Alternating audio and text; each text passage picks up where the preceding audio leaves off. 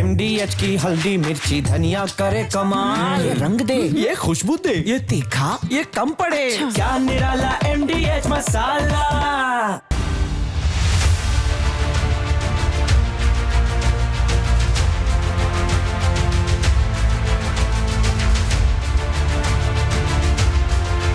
नमस्कार, मैं हूं विवेक और आप देखना शुरू कर चुके हैं राष्ट्र सर्वोपरि। आज सबसे पहले बात होगी छिंदवाड़ा और राजस्थान में किडनी फेलियर से बच्चों की हो रही मौत की, क्योंकि अभी भी मौत का कारण गुमनाम है। और इसके बाद बात होगी पाकिस्तान के अंत की, जो अब तक भारत के संयम की वजह से बचा हुआ है। अपना भारत इतना महान है कि हमेशा क्षमा को ही सर्वोपरि मानता है, माफ करने में भरोसा रखता है, लेकिन अगर गलतियां बार बार दोहराई जाएं, फिर ऐसा दंड भी देता है कि सामने वाले की कई नस्लें उसे याद रखती हैं। बात होगी पीओके में जारी बगावत की, और जिस आग में पाकिस्तान का जलकर भस्म होना बिल्कुल तय है। और साथ ही बात होगी भारत के संयम की, जो पाकिस्तान के आतंक को शह देने वाली आदत पर भारी पड़ने वाली है। तो आइए शुरू करते हैं राष्ट्र सर्वोपरि।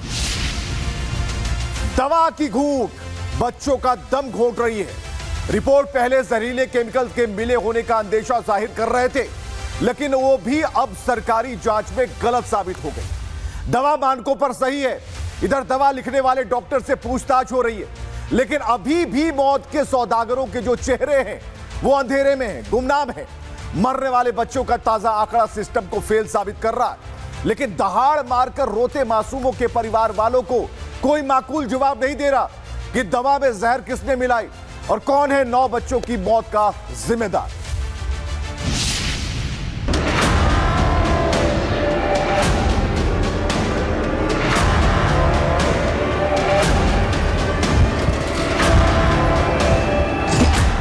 छिंदवाड़ा से बांसवाड़ा तक का ये सच झकझोरने वाला है, जहां दवाई की जगह मासूमों को जहर दिया जा रहा है, जिसे पीकर मासूमों की मौत हो रही है। खांसी जुकाम के इलाज के लिए मां बाप बच्चों को दवा दे रहे हैं, इस बात से अनजान कि इसमें मुनाफे का जहर घोला गया है। लेकिन हैरानी की बात है, मासूमों के कातिल का कोई चेहरा नहीं है। बच्चों को मार कौन रहा है, राजस्थान से मध्य प्रदेश तक यह तय कर पाना फिलहाल मुश्किल है। मौत पर सरकारी कबूलनामा बता रहा है कि बच्चों की किडनी फेल हो गई थी। हालांकि यह नहीं बताया जा रहा कि स्वास्थ्य सिस्टम ही फेल हो गया था। समय रहते जहरीली दवाओं को पकड़ नहीं पाए, एक एक घूंट बच्चों को निगलती गई। अब दोषियों के खिलाफ कार्रवाई वाला मुहावरा अधिकारियों की जुबान पर चिपक बैठा है। बच्चों की मौत के पीछे सीधे तौर पर कफ सिरप को दोषी ठहराया जा रहा है, लेकिन दूसरा पहलू भारी कमीशन के नीचे दवाइयों की गुणवत्ता का दब जाना भी है। अब तक बच्चों की सांसें रुकने का सिलसिला रुक नहीं सका है, क्योंकि नए आंकड़े कफ सिरप में मिली हर केमिकल के पीछे एक खास गिरोह को कातिल बता रही हैं। छिंदवाड़ा में अब तक 9 बच्चों की मौत हो गई। बच्चों की मौत के पीछे किडनी फेल का दावा किया जा रहा है। बच्चों की किडनी सैंपल में ग्लाइकॉल पाया गया है। ग्लाइकॉल का इस्तेमाल कूलेंट में किया जाता है, पेंट ब्रेक ऑयल बनाने में भी इस्तेमाल होता है।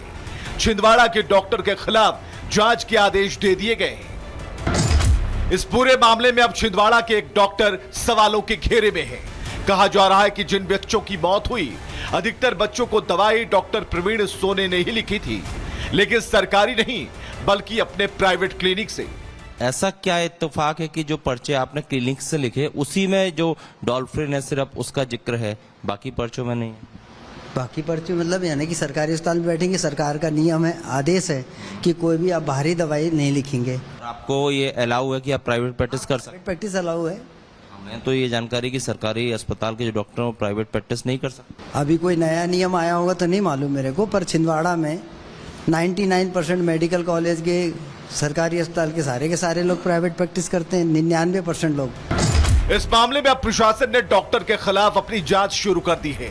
छिंदवाड़ा के परसिया में अब भी कई बच्चे अस्पताल में भर्ती हैं। कफ सिरप को लेकर इलाके में दहशत है और सरकारी अमला एक्शन की बात कह रहा है। अभी तक देखिए क्या है कि सैंपल लिए गए हैं दवाइयों के, उनमें जांच रिपोर्ट नहीं आई है, तो हमने सिर्फ क्योंकि हम बचाव मोड में, हम नहीं चाहते हैं कि और बच्चों की मौत हो, इसलिए इसे टेम्परेरी रूप से बैन किया हुआ है कि जब तक पुष्टि नहीं हो जाती है कि दवाइयाँ ठीक हैं तब तक हम इस दवाई की बिक्री नहीं होने देंगे। कि अगले 2-4 दिन में हमारे पास रिपोर्ट आ जाएगी कि ऐसा कोई कंटेमिनेशन है भी या नहीं। हमने मतलब कि जिला प्रशासन ने इसी आधार पर बैन किया है कि हो सकता है इसमें कोई कंटेमिनेशन हो, तो अभी इसकी बिक्री रोक दी जाए कुछ दिनों के लिए। कफ सिरप की वजह से राजस्थान में भी बच्चों की मौत हुई है। सीकर में 5 साल के नित्यांश की मौत हो गई। मासूम के परिवार ने दवा बनाने वाली कंपनी के खिलाफ सख्त कार्रवाई की मांग की है। मोदी जी बोलते हैं कि हमारे 140 करोड़ मेरी ही जनता है, लेकिन उनको एक्शन लेना चाहिए कि भाई कि आगे किसी के बच्चे की जान नहीं जाए किसी गलत चीज़ वजह से, किसी अधिकारी की लापरवाही से, किसी कंपनी की लापरवाही से। उसका विशेष तौर से ध्यान रखें। और हमारी कोई मांग नहीं है, कोई सोचते हैं भाई पैसा ले लेंगे, और हमारा कोई मांग नहीं है। हमारा मांग यही है कि किसी दूसरे बच्चे का नुकसान नहीं हो। हमारा बच्चा गया लेकिन दूसरों को बचा के गया कि भाई दूसरा बच्चा नहीं इसकी वजह से नुकसान हो। लेकिन सरकार की जांच में कंपनी को क्लीन चिट मिल गई। जांच रिपोर्ट का कहना है कि दवाई मानकों के अनुसार ही तैयार की गई है। सरकार ने कंपनी को क्लीन चिट दे दी है, यानी केसेंस फार्मा को क्लीन चिट मिल गई है। सैंपल्स की बात करें तो सैंपल्स जो है विस्तृत सैंपल्स की जांच हुई थी, बकायदा विस्तृत सैंपल लिए गए थे। भरतपुर, जयपुर, झुंझुनू, सीकर और साथ ही साथ बांसवाड़ा से ये सैंपल्स की जांच हुई थी। जांच के बाद इसे क्वालिटी स्टैंडर्ड के अनुरूप माना गया है और क्लीन चिट जो है केसेंस फार्मा को दे दी गई है। मध्य प्रदेश और राजस्थान के कई शहरों में लोगों में कफ सिरप को लेकर दहशत है। जहर और दवाई में अंतर करना मुश्किल हो चुका है।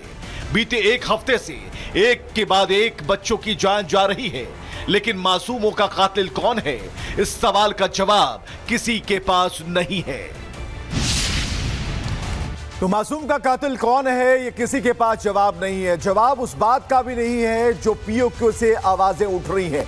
आजकल कुछ आवाजें पीओके के रावलपिंडी होती हुई ब्रिटेन में सुनी जा रही।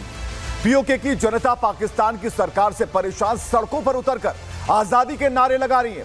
तो ब्रिटेन में भी पाकिस्तानी अधिकारियों को घेर कर पूछा जा रहा है कि जो आग पीओके में लगी उससे पाकिस्तान के शहबाज शरीफ और मौलाना मुनीर को फर्क क्यों नहीं पड़ता।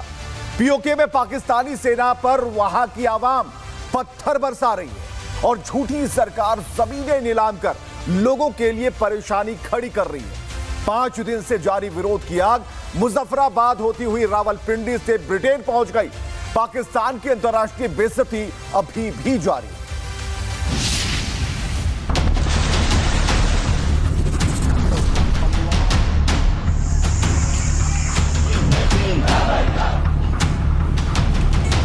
मुनीर ने जिन कमांडरों को कत्लेआम के लिए पीओके भेजा था, उन कमांडरों की वर्दी पीओके की आवाम ने नोच दी है। पीओके में अब पाकिस्तानी सेना की वर्दी की मंडी लगी है। 10-10 रुपए में वर्दी, हेलमेट और शील्ड बेचे जा रहे हैं।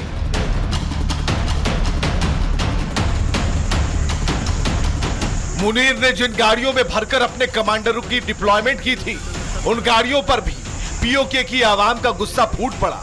कतार से खड़ी गाड़ियों को आग के हवाले कर दिया गया। मुनीर रावलपिंडी में बैठकर तमाशा देखता रह गया। जिन सड़कों पर मुनीर लाशों का ढेर बिछाने का ऑर्डर दे चुका था, वहां लाखों की संख्या में लोग कदम ताल कर रहे हैं, जिसकी आहट से मुनीर का कलेजा भी कांप रहा है। पीओके में बगावत की आग का अंदाजा इस सैलाब से लगाइए। बच्चा बच्चा अब कातिल मुनीर को वर्दी में नहीं बल्कि ताबूत में देखना चाहता है। बीते 1 हफ्ते में बगावत की इंटेंसिटी बता रही है, अब की बार इरादा पक्का है। रावलपिंडी पर पीओके की चढ़ाई होने वाली है। मुनीर ने जिन सैनिकों के हाथों में भाड़े के हथियार थमाए थे, पीओके की पहाड़ियों पर आवाम अब उन्हें दौड़ा दौड़ा कर पीट रही है। क्रिया पर प्रतिक्रिया जारी है। मुनीर के कमांडरों को लात और घूंसे परोसे जा रहे हैं। वर्दी और बूट लाचार है। आवाम ने मन बना लिया है, पीओके का पाकिस्तान से टूटना तय है। हमने पाकिस्तान के कब्जे वाले जम्मू कश्मीर के कई एक इलाकों में विरोध प्रदर्शनों की रिपोर्टें देखी हैं जिनमें पाकिस्तानी बलों द्वारा निर्दोष नागरिकों पर किए गए अत्याचार भी शामिल हैं। हमारा मानना है कि पाकिस्तान के दमनकारी रवैये और इन क्षेत्रों से संसाधनों की संगठित लूट का स्वाभाविक नतीजा है और इन क्षेत्रों पर उसका जबरन और अवैध कब्जा अभी भी बना हुआ है। पाकिस्तान को अपने भयानक मानवाधिकार उल्लंघनों के लिए जवाबदेह ठहराना जाना चाहिए। पीओके में जो हो रहा है उसका बेस दशकों पहले तैयार हो चुका था। मुनीर और शेख चिल्ली शहबाज की जोड़ी पीओके को नीलाम करने में जुटी थी, लेकिन अब पानी सिर से ऊपर जा चुका है। पीओके में हालात बद से बदतर हो चुके हैं। मुनीर के खिलाफ ये अब तक का सबसे बड़ा बागी बिगुल है, जिसकी गूंज इस्लामाबाद से लेकर रावलपिंडी तक सुनाई दे रही है।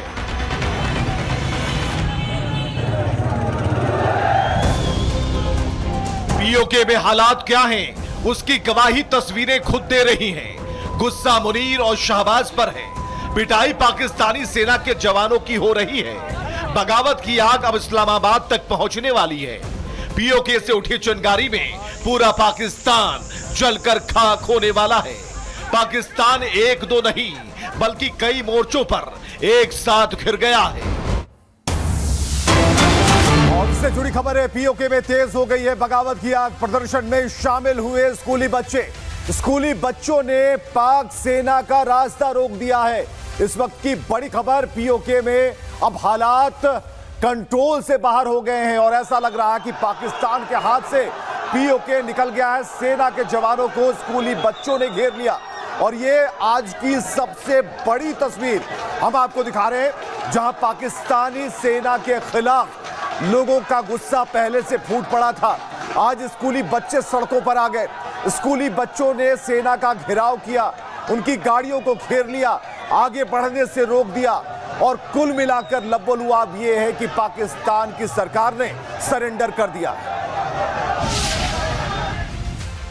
तो पाकिस्तान का हाल आप देख रहे हैं। पाकिस्तान घुटनों पर है, चौतरफा घिरा हुआ है, लेकिन अकड़ अभी जा नहीं रही। समझ तब आएगा जब सब कुछ हाथ से निकल जाएगा। लेकिन आप अपने अंदर राष्ट्र की भावना को हमेशा सर्वोपरि रखिएगा। शुक्रिया।